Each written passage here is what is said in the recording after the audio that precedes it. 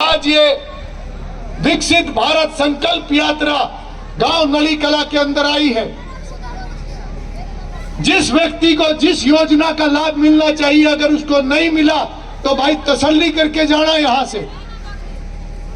मैं पूरा समय लगाऊंगा जब तक एक एक आदमी यहां से नहीं जाएगा, मैं यहां से उठूंगा नहीं। और अभी मुझे जो जानकारी मिली है, आज 3 राशन कार्ड मौके पर बने हैं। 27 आयुष्मान कार्ड जो 5 लाख तक का मुफ्त इलाज, 27 आयुष्मान कार्ड आज मौके पे बने हैं। उज्ज्वला योजना का भी अभी रजिस्ट्रेशन हुआ है, उसमें कई आज रजिस्ट्रेशन हो गई है, वो भी कई नए कनेक्शन मिलेंगे। पेंशन बनी है किसी की? और किसी के कागजों में कोई कमी हो तो तसल्ली करम हुआ करते थे ना, काट दिए प्लॉट, काट दिए प्लॉट। आज कम से कम मेरी विधानसभा में भी आधे से ज्यादा जो उस समय की घोषणाएं थी, जो प्लॉट काटे थे, आज तक लोगों के कब्जे नहीं हुए, आज तक रजिस्ट्री नहीं हुई।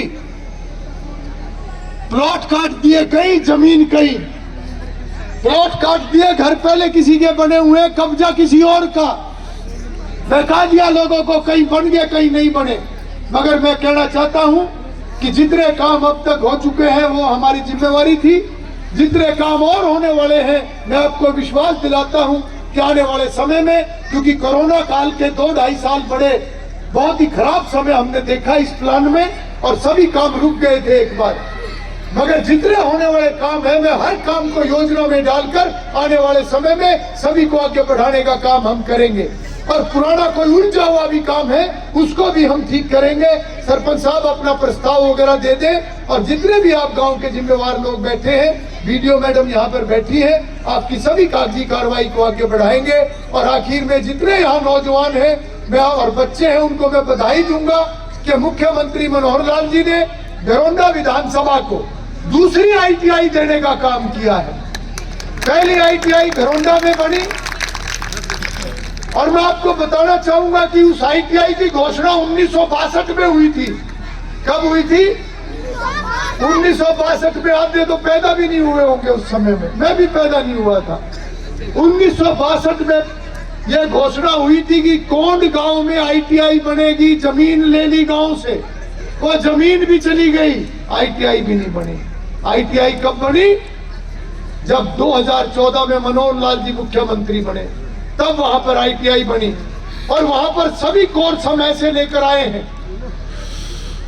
जो भी बच्चा कोर्स करेगा उसको रोजगार मिलेगा, ऐसे कोर्स हम लेके आए हैं। मेडिकल से जुड़े हुए कोर्स लाए हैं, क्योंकि बराबर में मेडिकल यूनिवर्सिटी बनने लग रही है। इसी तरीके से जो आपके गांव में ITI बनने जा रही है, धन्यवाद करूंगा नली खुर्द के पूर्व सरपंच बैठे हैं, मैंने इनको कहा था कि मैं इस इलाके में एक ITI बनाना चाहता हूं, मुझे जमीन चाहिए।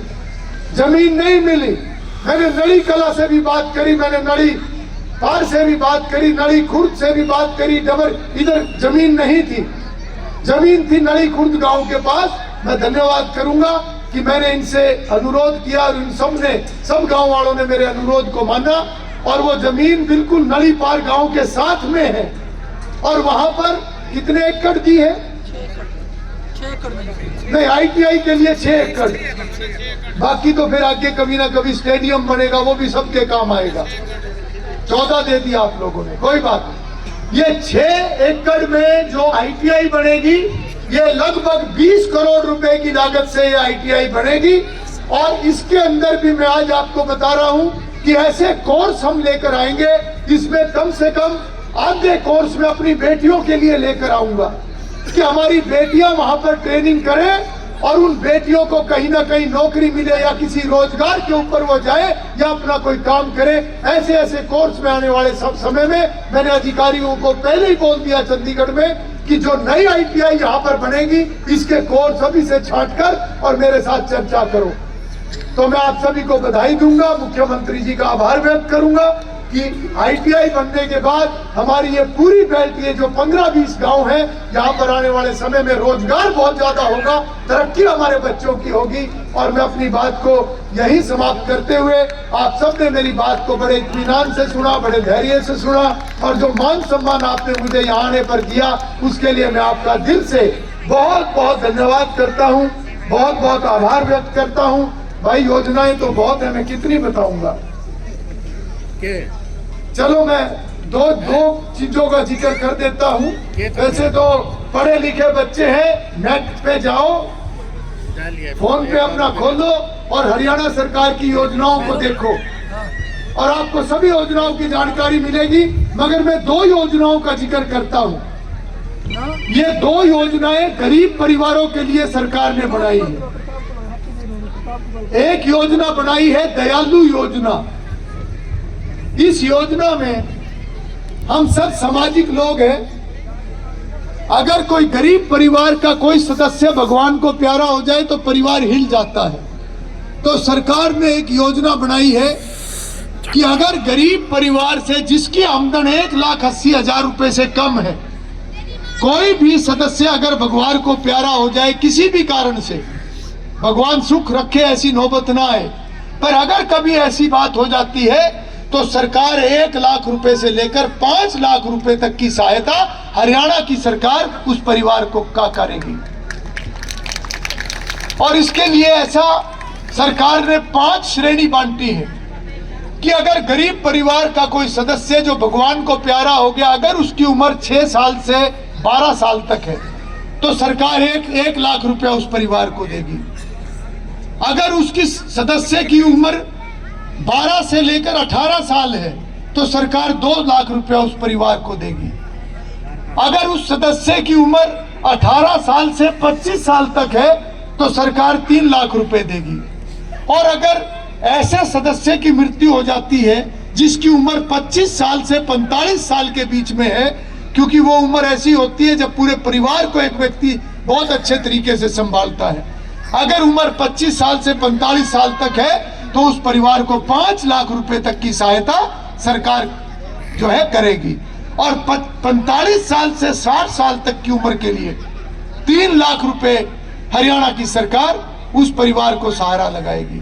एक तो ये योजना शुरू हो चुकी है, और एक योजना शुरू हुई है कि ऐसे सभी परिवारों की जितनी बेटियां हैं, उनकी जितनी भी पढ़ाई 12वीं के बाद वो कॉलेज में जहां तक पढ़े, उसकी पूरी फीस उस बेटी की हरियाणा की सरकार देगी। परिवार के ऊपर फीस का खर्चा नहीं पड़ेगा।